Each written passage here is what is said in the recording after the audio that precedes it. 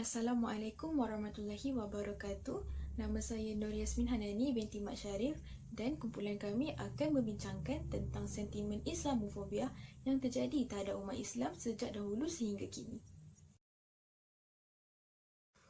Islamofobia adalah sentimen yang diwujudkan oleh pemerintah sebuah negara untuk membangkitkan persepsi negatif terhadap agama Islam dan juga Muslim yang kemudiannya menjadi agenda untuk menjustifikasikan tindakan barat dalam perang menentang keganasan.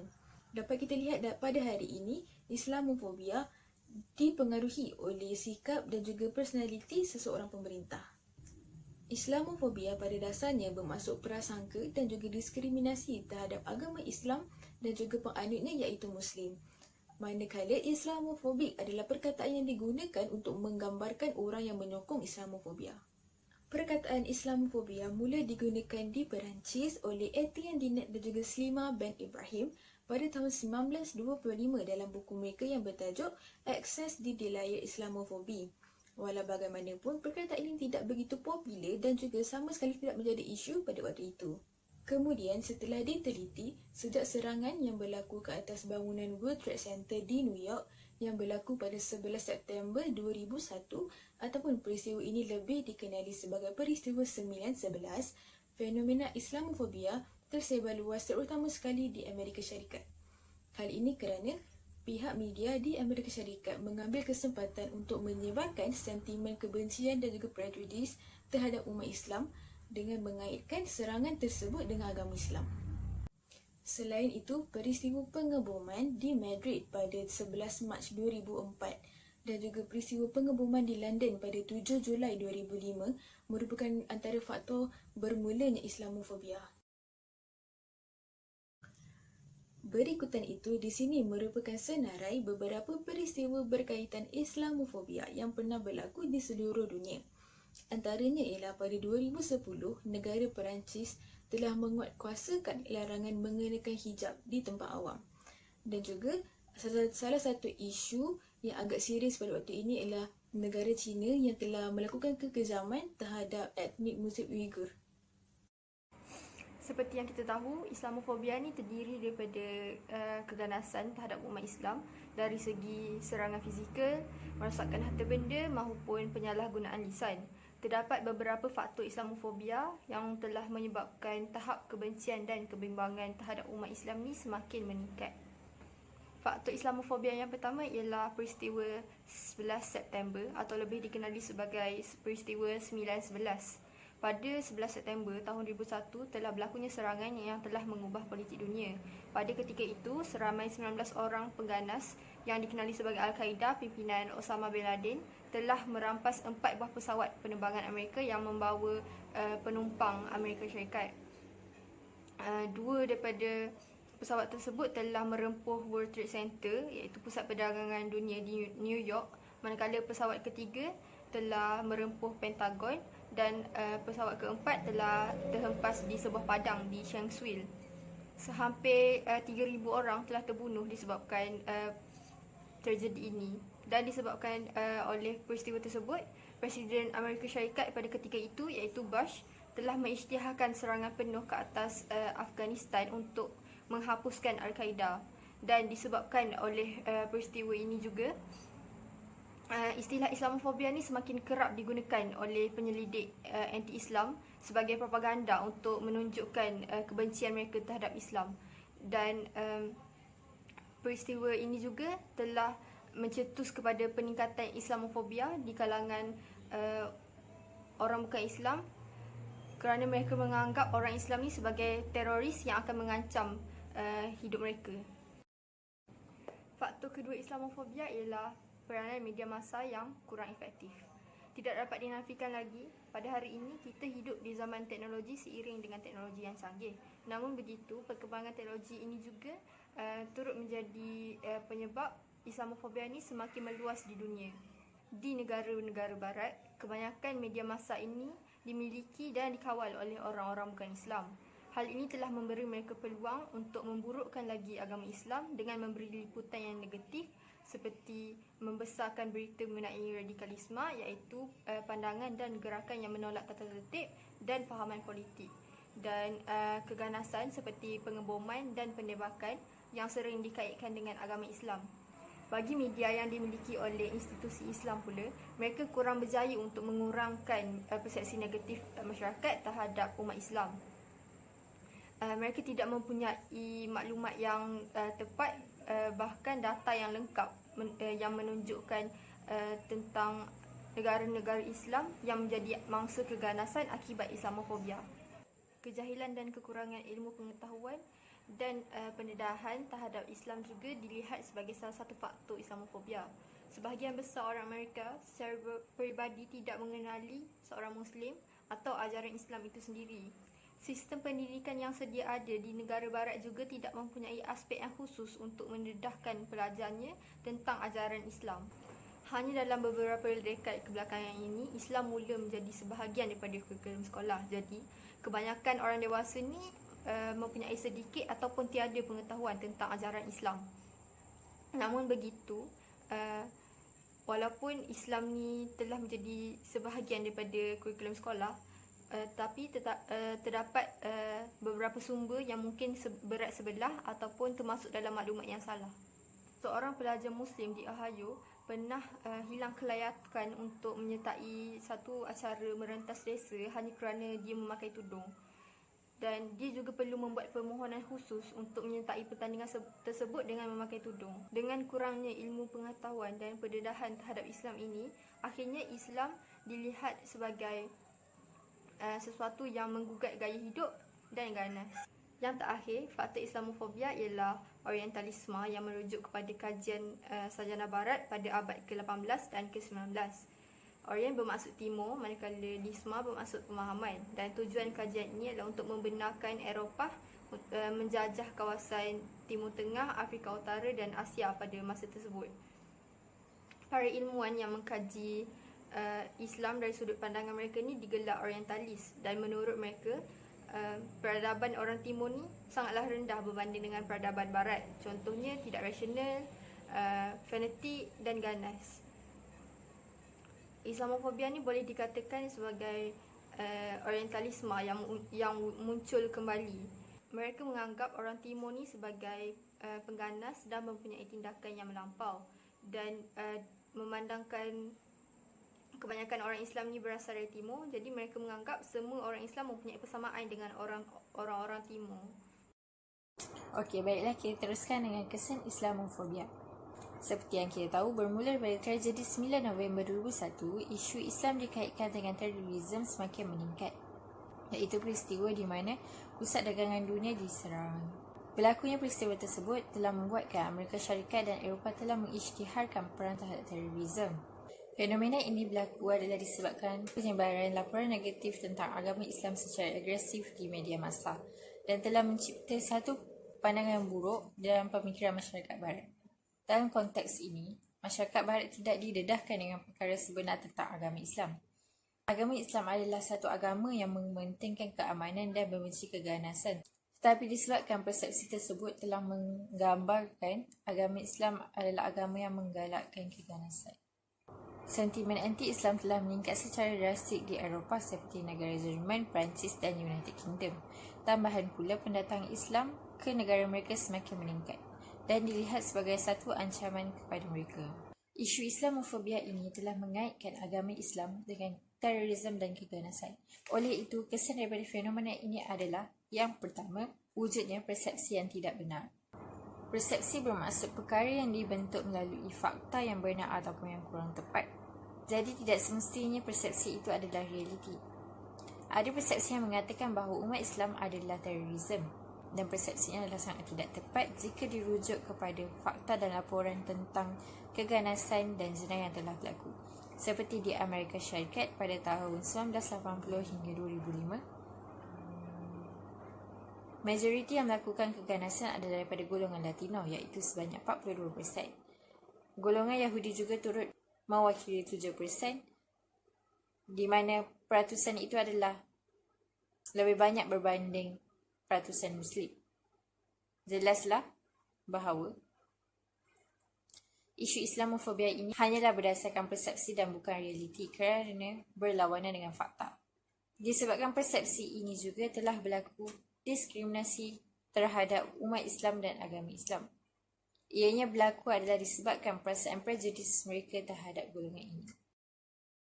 Kesan yang kedua adalah kesan kepada sosioekonomi. Berdasarkan diskriminasi yang telah berlaku, ia telah memberi kesan kepada pembangunan sosioekonomi umat Islam. Sebagai contoh, dalam bidang pendidikan, pekerjaan, perniagaan dan sebagainya. Perkara ini telah memberi kesan yang besar kepada umat Islam yang tinggal di negara majoriti bukan Islam. Sebagai contoh, umat Islam di Eropah dianggap sebahagian daripada golongan bawahan. Mereka menjadikan pembezaan kelas ini sebagai satu ejekan di sebalik diskriminasi yang telah mereka lakukan. Di Jerman pula, pada tahun 2003, kadar pengangguran di kalangan orang Turki adalah paling tinggi berbanding orang Jerman. Sedangkan orang Turki merupakan golongan Muslim yang terbesar di Jerman, iaitu sebanyak 21% berbanding orang Jerman 8%. Selepas itu, orang Islam juga sering dikaitkan dengan orang Arab. Sedangkan tidak semua orang Arab adalah orang Islam. Dan majoriti orang Islam bukanlah daripada orang Arab. Orang Arab ini distereotipkan sebagai mundur dan miskin kerana mereka tinggal di padang pasir. Sentimen anti-Islam dan anti-Arab telah dicampur adukkan. Oleh itu, mereka menganggap bahawa orang Islam juga mundur. Untuk negara miskin seperti Somalia, Afghanistan dan lain-lain, mereka tidak mendapat bantuan antarabangsa kerana hak-hak asas kehidupan mereka telah diketepikan. Dan disebabkan itu, telah memberi kesan kepada pembangunan sosioekonomi negara mereka. Kesan terakhir adalah mental dan fizikal terganggu. Berdasarkan satu kajian, terdapat beberapa responden yang mengaku bahawa mereka tidak ingin berjiran dengan Muslim. Dan ada juga yang mengatakan bahawa mereka berasa takut dan gentar apabila menaiki pesawat yang sama dengan wanita berhijab dan juga lelaki Muslim. Hasil daripada kajian tersebut menunjukkan bahawa mental mereka terganggu kerana mempunyai persepsi negatif terhadap orang Islam. Dari segi fizikal pula, insiden berkaitan mencemarkan masjid, merosakkan tanah kubur, penganiayaan Al-Quran telah meningkat. Termasuk juga gangguan seksual dan juga keganasan yang telah dilakukan kepada wanita muslimah yang bernikah, berburdah dan berzubah. Di samping itu, disebabkan fenomena Islamofobia ini, ada umat Islam yang berasa malu dan sanggup menyorokkan identiti Islam mereka. Justru, kita sebagai umat Islam haruslah bekerjasama dalam menangani isu Islamofobia ini. Hal ini kerana Islam adalah salah satu agama yang dominan dan kita tidak patut berasa takut atau gentar dalam berjihad menegakkan agama Islam. Saya pula akan menerangkan cara-cara mengatasi masalah Islamofobia yang menjadi masalah dunia sekarang ini. Antara cara yang boleh kita ambil ialah mengamalkan ajaran Islam yang komprehensif dalam kehidupan seharian. Jadi, apakah tindakan yang boleh kita ambil untuk mengamalkan ajaran Islam yang komprehensif ini? Penganut agama Islam boleh mengeratkan silaturahim dengan mereka yang bukan Islam. Melalui hubungan yang dibina ini, kita boleh menunjukkan ajaran Islam yang sebenar dengan mengamalkan adab bergaul yang telah disarankan di dalam Islam, serta kita perlulah mengelak daripada perkara yang boleh menyinggung perasaan orang lain. Seterusnya, kita juga perlulah menunjukkan sikap yang berhikmah dalam menghadapi masalah.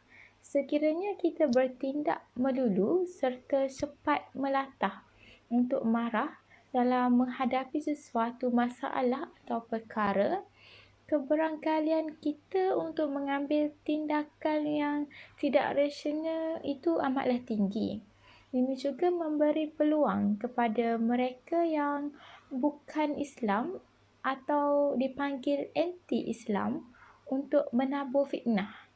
Selepas itu, kita haruslah mengawal setiap tingkah laku yang dipamerkan kepada masyarakat, kerana kita boleh mengubah persepsi golongan Islamofobia dengan menunjukkan sikap yang baik.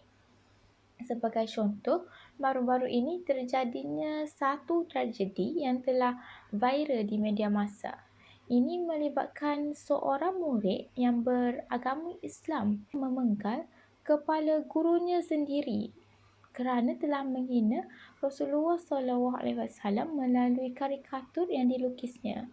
Ramai berpandangan bahawa Islam ini menggunakan keganasan dalam menyelesaikan sesuatu masalah. Jadi, kita sebagai umat Islam haruslah menunjukkan tingkah laku yang baik yang diajarkan dalam Islam ke dalam kehidupan kita. Ini kerana mereka yang bukan Islam tidak membaca Al-Quran tetapi belajar melalui kehidupan seharian umat Islam itu sendiri. Okay, pada slide seterusnya saya akan menerangkan dua lagi poin, iaitu pertama, Islam haruslah melakukan dakwah secara sistematik. Hal ini boleh ditingkatkan melalui usaha untuk memperjelaskan imej serta ajaran Islam yang sebenar yang telah dibawa oleh baginda Rasulullah SAW. Dakwah Islamiah ini haruslah dilakukan secara proaktif dan selari dengan peredaran masa. Malah pendakwah juga perlulah kreatif dalam menggunakan metodologi melakukan dakwah. Ini akan membantu untuk mengambil hati para pendengar ceramah tersebut. Selain itu, umat Islam juga perlulah bijak menggunakan teknologi yang ada seperti menggunakan media massa sebagai medium dakwah. Cara ini mungkin boleh disasarkan kepada golongan muda kerana ramai golongan muda yang menggunakan media massa. Cara pendekatan ini telah diambil oleh seorang tokoh dari Zimbabwe yang dikenali sebagai Mufti Mat. Dakwah ini diambil baik oleh pengguna media sosial. Dakwah ini boleh dilakukan oleh semua pihak, bukan hanya ditinggalkan kepada mereka yang bergelar ustaz dan ustazah. Seperti sabda Rasulullah SAW, sampaikanlah kalian daripadaku walaupun sepotong ayat. Hadis ini diriwayatkan oleh Imam Al-Bukhari dalam sahihnya.